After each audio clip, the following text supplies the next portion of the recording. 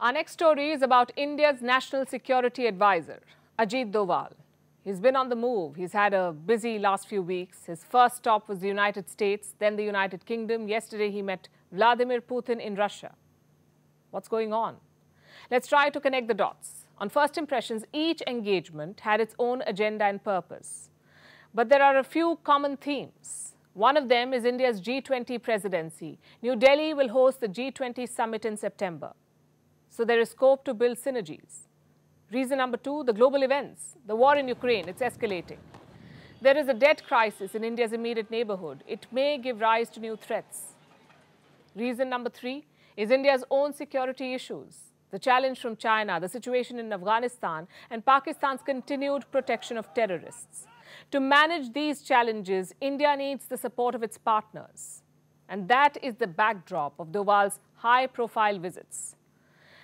Now let's tell you about them one by one.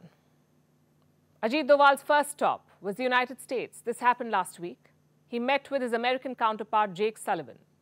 In Washington, the focus was on the Indo-Pacific, the sharing of critical technologies, defense manufacturing in India, and expanding the role of the Quad. All of this was discussed. The result was the launch of new and ambitious initiatives. Both sides are taking steps to counter China, India and the US.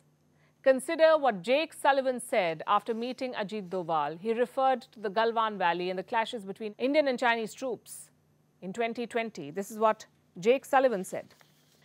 The Indians don't advertise this, but it had a kind of 9/11 Pearl Harbor style impact on the strategic thinking of their elites. That's what Sullivan said. There were similar takeaways from London too. Ajit Doval met his British counterpart, Tim Barrow, and in a surprise move, Prime Minister Rishi Sunak joined in as well. In the UK, the focus was on the pro-Khalistan groups in the country, in the UK, and the stalemate over the extradition of economic fugitives like Nirav Modi and Vijay Mallya. India is unhappy on both fronts. New Delhi wants London to do more. Doval's third and final stop was Russia. The world's attention is on the conflict in Ukraine. But in Moscow, Doval reminded the world about Afghanistan and the threat of terrorism from Pakistan.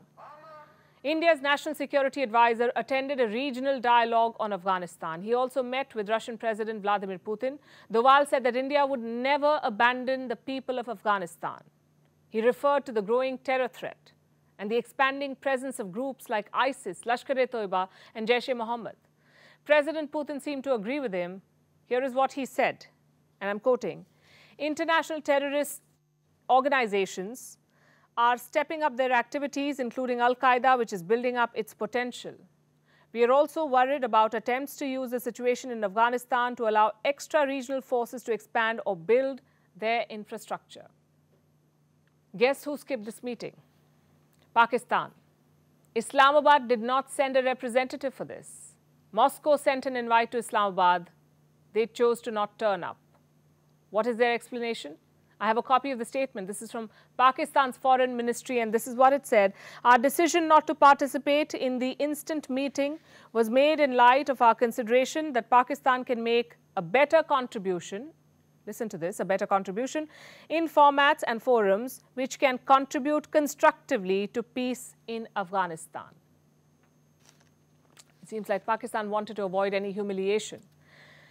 Just look at the list of the invitees: China, Iran, Tajikistan, Kazakhstan, Kyrgyzstan, and Uzbekistan, and of course India. All key regional stakeholders were in attendance. How is this not the right forum? Perhaps the economic crisis has blindsided Pakistan. What about India? Ajit Doval's high-profile visits show India's stature in global affairs and show that the stature is rising. India's multi-alignment policy is proving to be successful, and New Delhi seems ready to reap its rewards.